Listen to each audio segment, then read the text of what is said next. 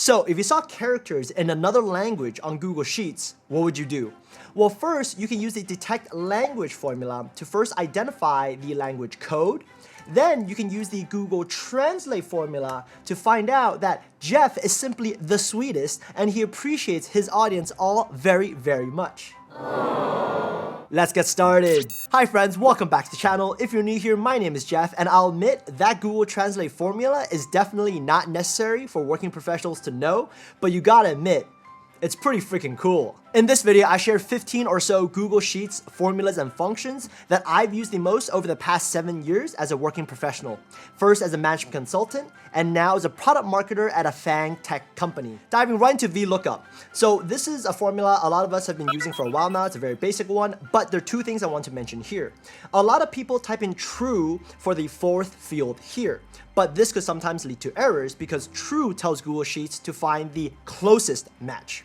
For example, I want to find the phone model that Billy Gates bought, which is the Model S. But now it returns Model 3, which is what Bill Gates bought. So if I change the true to false, like so, now the correct phone model, Model S, is shown, because false tells Google Sheets to find the exact match. Second, it can be very handy to use the wildcard asterisk character with the VLOOKUP formula. For example, if you know someone's name begins with TI, you can simply write VLOOKUP, quotation, TI, asterisk, quotation marks again, comma, select the range, 3 columns over, and false, as I just mentioned, and find that Timmy Cookie has purchased the Model X. Next, if you see up here, I have a days until launch field whereby I subtract today's date from the product launch date. Now, obviously, the launch date itself never changes, but I have the today formula here that updates today's date automatically. It's just a handy little feature that I use all the time at work. Next up, import range. For those of you who don't know what this is, you're simply making an exact copy of a tab from the same file or of a tab from a completely separate Google Sheets file. The beauty of this is when the original file updates, your import range copy updates as well. For example, I have a bi-weekly productivity newsletter. I'll link this down below if you want to sign up. And I always ask for feedback via Google Forms. And Google Forms outputs all this data in real time in a Google Sheets format. And I can import this raw data into a completely separate tab by doing this. Equals import range, quotation marks. I copy the link of the raw data tab. And then close, quotation marks, comma, quotation marks again. The label or the tab name down here, exclamation mark, and the range I want to import. For example, I want to import range A1 all the way through, I don't know, D1000, let's say. A1, colon, D1000, and then quotation marks and close bracket, enter. If this is the first time you're doing this, you might need to click and allow the connection.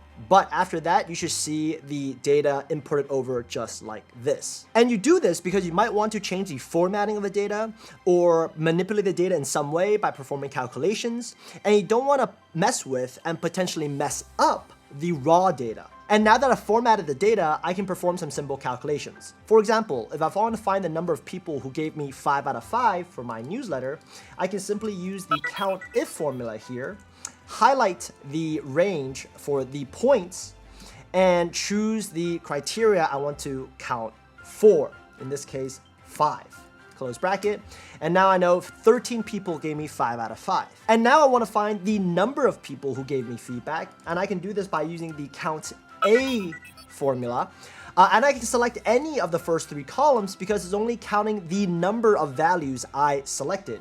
And now I can see there are 32 people who gave me feedback in total, and from a percentage standpoint, divide 13 by 32, and wow, only 40.6% of you gave me 5 out of 5. You ungrateful.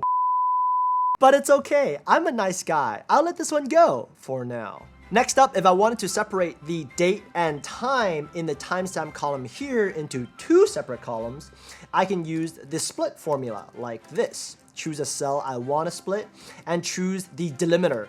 The delimiter is just a fancy way of calling like a space or a comma or a period. There's a space between these two values here, so I'm choosing space. And this automatically splits the date and time into two separate columns. This works for things like commas as well. For example, hello there, General Kenobi. Bonus points if you get this reference. Split this, put the comma within the quotation marks, close a bracket, and there you go. Back to the real example now. I have the date and time in two separate columns. I can drag this all the way down, press Command D or Control D on Windows to apply the formula to all the rows. Now, in a more real-life situation, let's say I want to just separate out the month. For example, 4, April, 5, May. I would simply use the left formula and pull out one character from the left like so.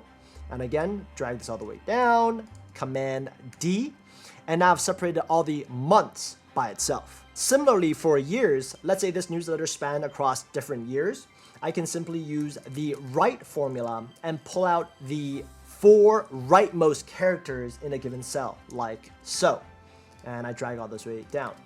Now I can dive into the performance for specific months and see those numbers in aggregate. Before we leave import range, a pro tip I like to share is to always include the URL of the raw data up top so you can easily refer to it, and a brightly colored cell that reminds you and your teammates that there is an import range formula below, so you don't want to like edit it by mistake. For example, if I type in something here, the entire table breaks.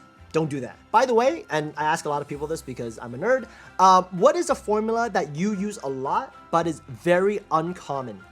It could be a combination of different formulas, or it could be one that no one has really heard of.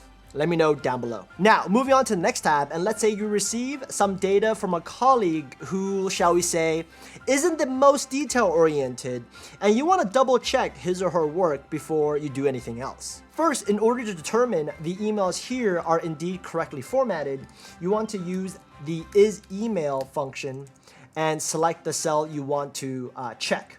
And then drag this down. True equals it's correct, false means it's wrong. Upon further inspection for these three, you'll see that there's no @ symbol before gmail.com. An easy fix for this is to use the substitute formula. Choose a cell you want to quickly edit, type out the incorrect portion of it, in which case is gmail.com, and then type in the correct version, which is @gmail.com, quotation marks, close bracket, and now you have Perry @gmail.com. And because these three are the incorrect ones, you can simply drag this down, press Command D, press Command C to copy, and paste without formatting by pressing Command Shift V on Mac and Control Shift V on Windows, I think. And this should all update to true.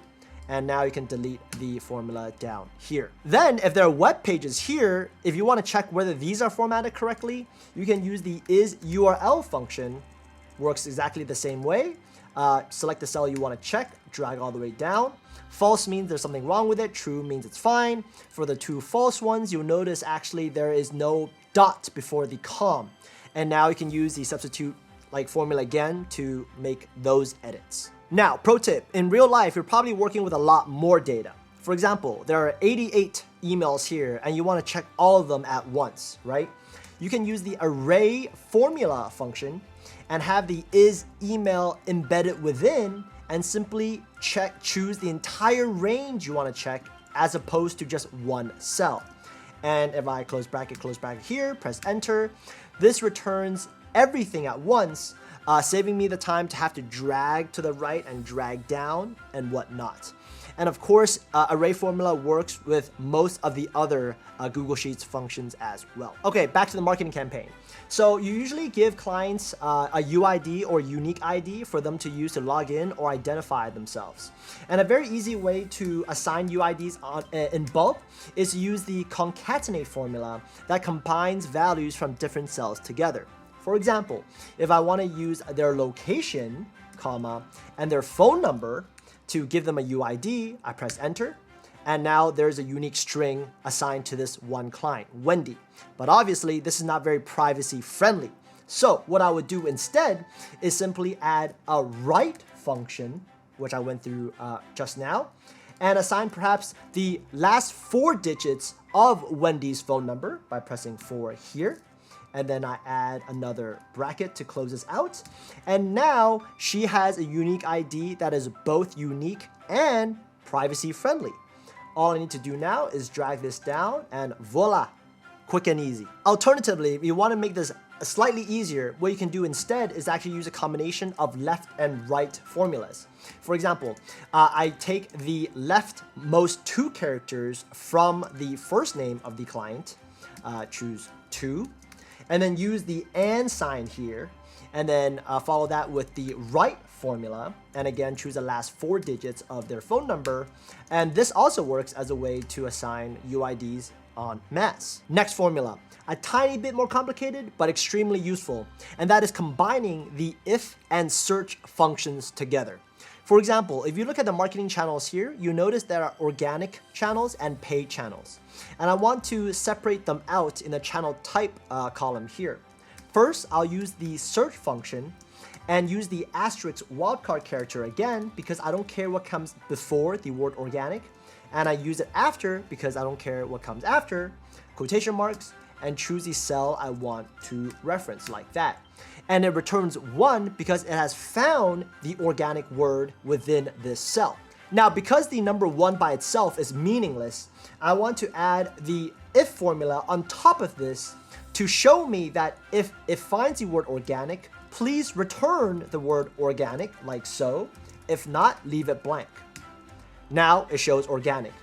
Notice what happens when I drag this down. I drag this down and you see a few errors here. This is to be expected. Now I can leave the errors as is because I know if there's an error, it just means paid. But I can take this a step further and use the if error formula. And if there's an error, please return the word paid like so. Press enter and I copy this, paste it here and drag this all the way down.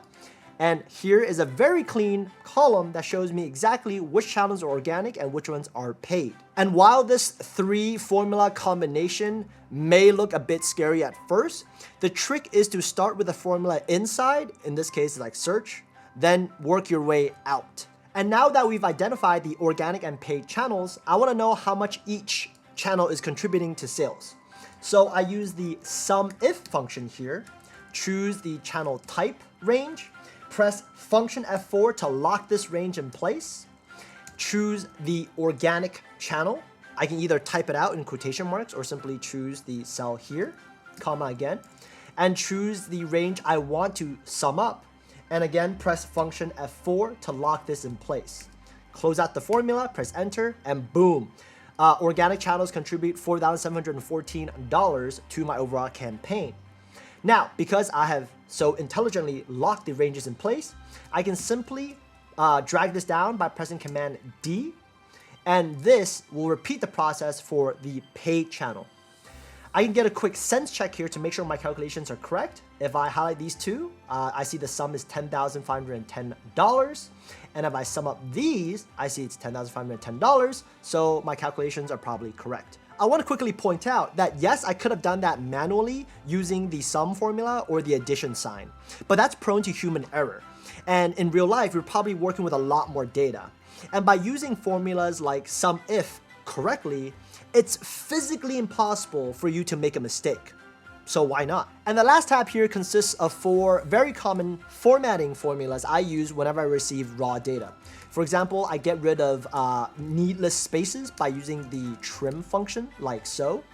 The upper formula just changes everything to uppercase. And surprise, surprise, lower means changing everything to lowercase.